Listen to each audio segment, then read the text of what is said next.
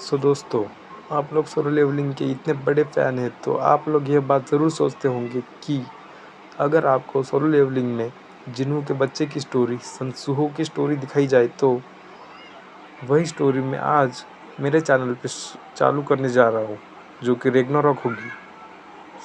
Episode start करते हैं। कहानी की स्टार्टिंग में हम लोग देखते हैं the outer gods, the absolute entities, जिसने बहुत सारे यूनिवर्स को क्रिएट किया है, एंशिएंट टाइम से क्रिएट किया है और सुप्रीम बीइंग्स के नाम से जाने जाते हैं।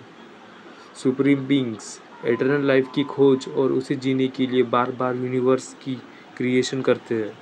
इन सारी प्रोसेस में न्यूमरस सबटन्स, सोल्स और लॉस को बर्थ दिया। इस एंडलेस साइकिल में सुप्रीम बीइंग्स को बहुत बोर होने लगा और उन्होंने अपने आप को एंटरटेन करना सोचा। दैट वाज उनकी क्रिएशन को एक दूसरे से लड़वाना और उसका मज़ा लेना।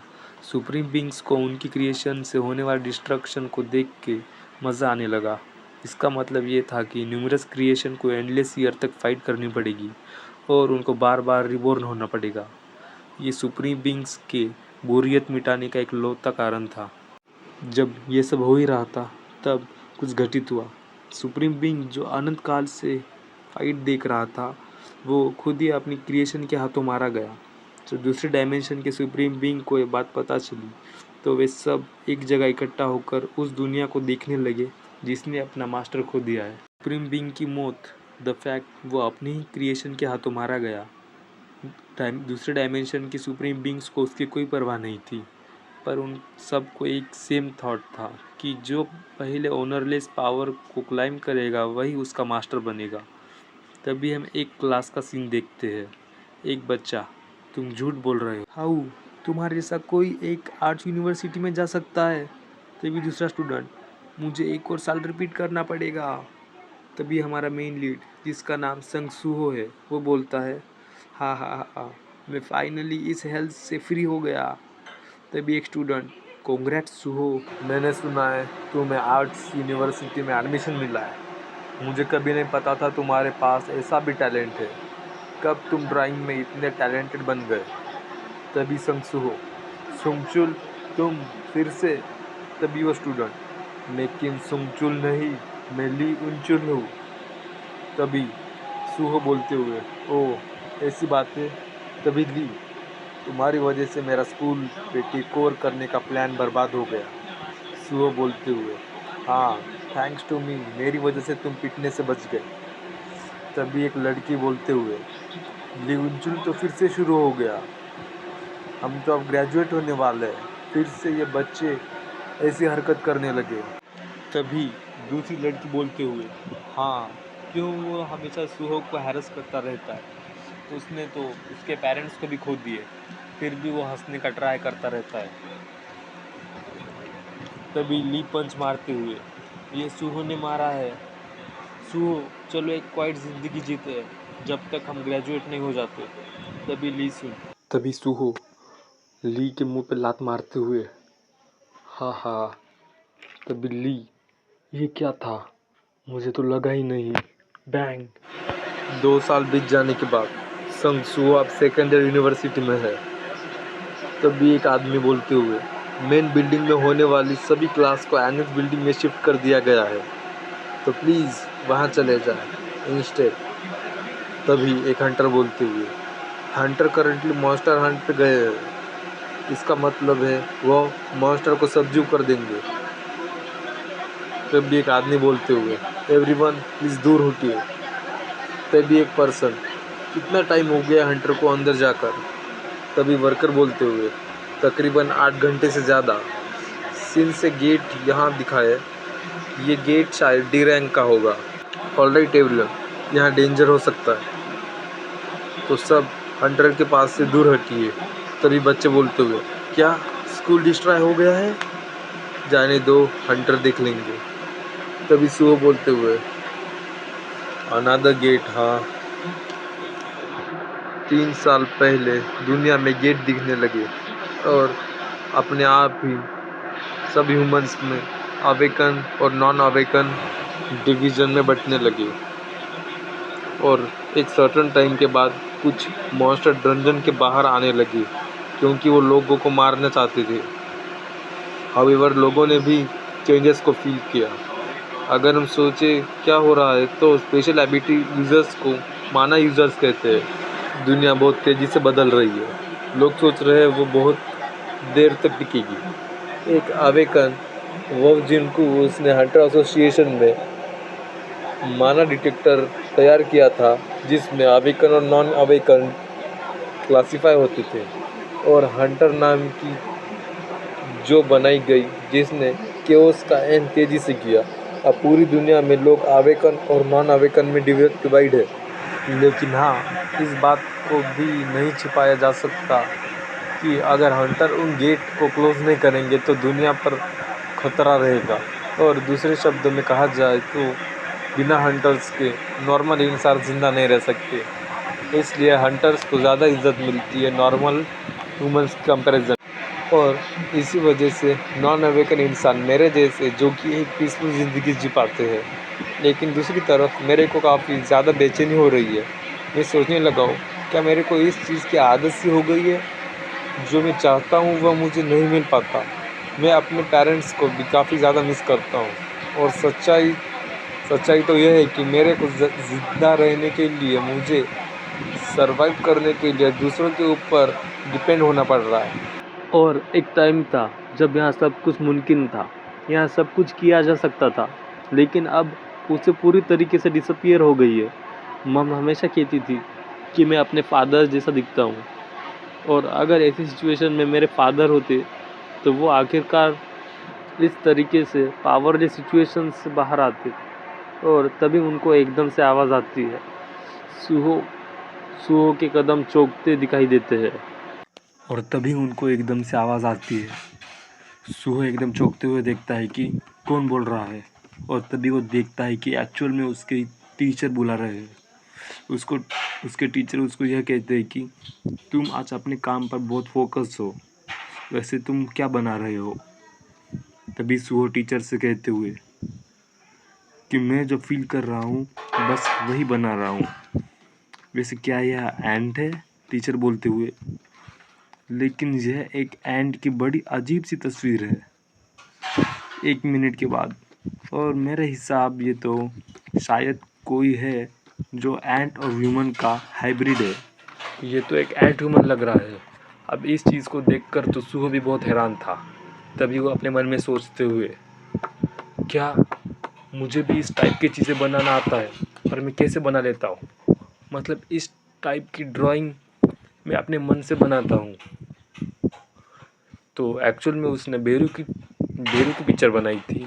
तभी उसके स्कूल के बाहर का सीन दिखाया जाता है, जहाँ पर गेट ओपन हुआ था और वहाँ से हंटर बाहर आ रहे थे। अब वहाँ से हंटर बाहर आ रहे होते हैं। सभी लोग काफ़ी ज़्यादा खुश होते हैं। अरे हंटर्स आ रहे हैं, हंटर्स आ रहे हैं।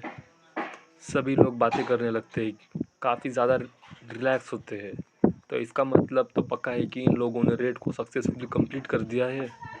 तभी वहाँ पर एक वर्कर होता है, एक हंटर जिसका नाम किम होता है। उसे कहता है कि हंटर किंग, आपने काफ़ी अच्छा काम किया है। हंटर किंग उसे वर्कर को बताता है कि हम लोगों ने सक्सेसफुली इस डंजन रेड को कंप्लीट कर दिया है, और साथ ही में हम लोगों को हंटर एसोसिएशन को एक रिपोर्ट भी देनी है, जो कि उनके लिए बहुत ज़्यादा इम्पोर्टेंट है। एक्चुअल में डंजन के अंदर हम लोगों को एक नया टाइप के मॉन्स्टर दिखते हैं, जो कि ह्यूमनॉइड मॉन्स्टर थे, और उनके माउथ और आइज़ में से ब्लू कलर की फ्लेम्स निकल रही होती है। हाँ, लेकिन उनका जो अटैक था उससे हम लोगों को कुछ ज़्यादा डैमेज तो नहीं हुआ। बस उसके अटैक से मेरे को यहाँ पर थोड़ा सा स्क्रैच आ गया है, लेकिन ज़्यादा कुछ तो नहीं हुआ है। और जहाँ तक मेरे को लग रहा है वो मॉन्स्टर ज़्यादा कुछ कर भी नहीं पाएंगे। पर हाँ, वहाँ एक नए प्रकार का मॉन्स्टर भी था, जो कि हंटर एसोसिएशन को इसके बारे में इन्फॉर्म कर देना चाहिए। जिस पर वो वर्कर कहता है कि बिल्कुल, जैसा कि आपने बताया, यहाँ यह हिसाब से तो वो एक ज़ॉम्बी टाइप का मॉन्स्टर ही होगा। पर मुझको यह बात जान के काफ़ी ज़्यादा खुशी हो रही है कि मॉन्स्टर डंजन के बाहर नहीं आया, मतलब खतरनाक नहीं है। और अगर ऐसी बात है तो हंटर किंग, आप चिंता मत कीजिए, हंटर एसोसिएशन को मैं एक सिंपल सी रिपोर्ट बना के भेजता हूँ। तभी रेड के दौरान जो कुछ भी हुआ है उनको सबमिट कर दूंगा। और तभी जो हंटर किंग के पैर पे जो चोट लगी थी उससे ब्लू फ्लेम निकलने लगती है। हालांकि बाकी लोग इस चीज़ के ऊपर नोटिस नहीं करते, लेकिन फिर वो वर्कर थोड़ा सा नोटिस करता है। वो कहता है कि हंटर किंग आपको क्या हो रहा है। वो किंग से कहता है और तभी हंटर किंग उसके ऊपर अटैक कर देता है और उसके ऊपर अटैक करके उसको मार देता है। बाकी सब जो हंटर्स बगल में खड़े थे वो इस चीज़ को देखकर बहुत सरप्राइज थे और वो सभी हंटर किंग से डरने लगते हैं, क्योंकि वो उन मॉन्स्टर जैसा बन गया था जो कि उनको डंजन में मिले थे। वो चिल्लाते हुए कहते कि अरे इसके अंदर से ब्लू फ्लेम निकल रही है, यह तो उसी टाइप का फ्लेम है जो हमने डंजन के अंदर देखा था। आगे वह कुछ बोल ही पाते तभी हंटर किंग उन सबको मार देते हैं। सो और उसके टीचर भी सुनते हैं, वो लोग भी काफ़ी हैरान होते हैं और बाकी सभी स्टूडेंट्स भी। तो वो लोग खिड़की से बाहर का नज़ारा देखते हैं। वहाँ का नज़ारा देखकर वो काफ़ी ज़्यादा हैरान हो गए थे। सुहो जो अपनी सीट पे बैठा था वो भी अभी बाहर आ जाता है और वो बाहर का नज़ारा देखकर वो भी काफ़ी ज़्यादा हैरान हो जाता है।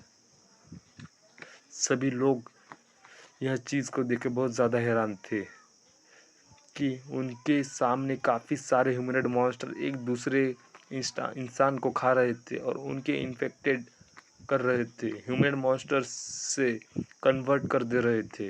वो लोग कहते हैं कि यह सब क्या हो रहा है, इंसान एक दूसरे को क्यों खा रहे हैं, एक दूसरे के ऊपर अटैक कर रहे हैं। तभी उसमें से जो एक स्टूडेंट होता है वो कहता है इनके मुंह में और आईज में तो ब्लू फ्लेम जल रही है, जैसा कि हंटर किम ने बाद में कहा था। तभी उसमें से जो एक गर्ल स्टूडेंट होती है वो कहती है अब यह मत बोलना कि डंजन ब्रेक हो गया है। तभी उनके टीचर उन लोगों से कहते हैं कि तुम लोग यहाँ पर खड़ी खड़ी क्या कर रहे हो, जल्दी से निकलो यहाँ से, जल्दी चलो। तभी सुहो कहता है कि नहीं नहीं, हम लोग को यहाँ पर रुक कर इंतज़ार करना चाहिए हंटर्स का, अभी हंटर्स आ ही रहे होंगे। तभी उनमें से एक स्टूडेंट होता है वो अपने टीचर से कहता है कि टीचर टीचर आप तो एक ई रैंक के हंटर है, आप कुछ क्यों नहीं करते। जिसमें टीचर कहता है कि अब लेकिन मैं तो सिर्फ एक ई रैंक का हंटर हूँ। लेकिन सू एक एक्चुअल में कुछ और ही देख रहा होता है। इस चीज़ को देखकर वो काफ़ी ज़्यादा हैरान होता है। तो एक्चुअल में सूहो को अपने सामने एक मॉन्स्टर को देखता है जो कि उसके सामने वाली बिल्डिंग पे था और अब वो मॉन्स्टर एक ऐसी पोजीशन में उड़ रहा था कि वो डायरेक्ट ही सूहो पे अटैक कर सके। हालांकि सुहो तो उसके अटैक से नीचे झुककर बच जाता है, लेकिन एक स्टूडेंट उसके इस अटैक से घायल हो जाता है। फिर यहाँ पे बाकी सभी जो स्टूडेंट होते हैं वो अपनी जान बचा के इधर उधर भागने लगते हैं और सुहो भी वहाँ से अपनी जान बचा के भागने लगता है। लेकिन तभी वहाँ पर देखते हैं कि वहाँ पर जो एक गर्ल स्टूडेंट होती है उसका पैर वहाँ फंस जाता है और वो कहती है कि मेरा मेरा पैर फंस गया है, मैं भाग नहीं पाऊंगी, मेरे को बचाओ, प्लीज़ हेल्प मी, यहाँ मॉन्स्टर मेरे को मार देंगे, मुझे बचाओ। हालांकि सो उसकी तरफ देखता है लेकिन वो कर भी क्या सकता है, वहाँ कौन सा ऐसा हंटर ह्यूमन है। तो वह ना चाहते हुए भी वहाँ से भाग भाग जाता है, क्योंकि आखिरकार उसे अपनी भी तो जान बचानी है ना। और इसीलिए सुहो वहाँ से चला जाता है और वहाँ लड़की से चिल्लाती रह जाती है। सुहो अपने मन में सोचता है कि अरे नहीं, आखिरकार मैंने उससे ये क्यों कहा कि मैं हंटर को बुला के लाता हूँ। तो इसका मतलब बेसिकली यह है कि उससे खुद ही कह दिया मैंने कि तुम मर जाओ, क्योंकि मेरे अंदर पावर्स नहीं है। क्यों, किस लिए मेरे अंदर पावर नहीं है, लेकिन आखिरकार मुझ जैसा एक नॉन अवेकन कर भी क्या सकता है। अरे नहीं, यह नॉन अवेकन ऐसा क्यों है, और अगर अगर मेरे को पावर्स ही मिल जाती तब भी शायद कुछ नहीं बदलता। तभी सुहो खुद से कहता है कि सुहो तुझे कुछ ना कुछ तो ढूंढना पड़ेगा, तुझे कुछ ना कुछ तो करना ही पड़ेगा। सुहो भी अपने मन में सोच रहा था कि वहाँ उस गर्ल को हेल्प हेल्प करे, लेकिन कैसे, वो तो एक ई रैंक का हंटर भी नहीं है कि वह थोड़ी सी भी हेल्प कर पाए उसकी। वह अपनी आँख बंद कर लेता है। वो अपने मन में सोचता है कि अगर अगर मेरे फादर जिस ऐसी सिचुएशन में होते तो वो क्या करते। और फिर वो अपने मन में जिनू को याद करता है। उसे जिनू यानी अपने फादर की याद आने लगती है। आखिरकार वो क्या करते इस सिचुएशन में। तभी हम लोग उसी गर्ल को देखते हैं जो कि बहुत ज़्यादा डर गई थी, क्योंकि अब वो मॉन्स्टर डायरेक्टली उसी की तरफ आ रहा था उसके ऊपर अटैक करने के लिए। वह गर्ल काफ़ी ज़्यादा डरी हुई थी। अब वह चिल्ला रही होती है कि उसकी जान बचाओ, हेल्प मी, लेकिन आसपास तो कोई नहीं था और वह मॉन्स्टर उसके करीब और जा रहा था उसको ख़त्म करने के लिए। लेकिन तभी तभी यहाँ पर एंट्री होती है सुहो की, और वो ह्यूमनॉइड मॉन्स्टर के ऊपर अटैक करता है, जिसकी वजह से वो मॉन्स्टर बहुत ही ज़्यादा दूर जाके गिरता है। और सुहो अपने आप से कहता है कि अगर डैड यहाँ पर होते तो वो भी यही करते जो मैंने किया था।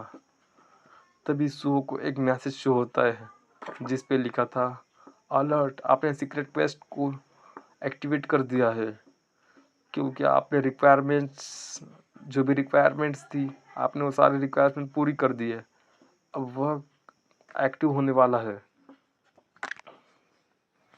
अब वह एक्टिव होने वाला है कर्ज ऑफ द वीक। और दोस्तों, यह वाला क्वेस्ट तो जिन्हों को भी मिला था डबल डंजन में, वही वाला सुहो को भी मिलता है, पर यह थोड़ा मॉडिफाइड था क्योंकि जिन्हों ने सुहो के लिए उसके बहुत मॉडिफाइड कर दिया था।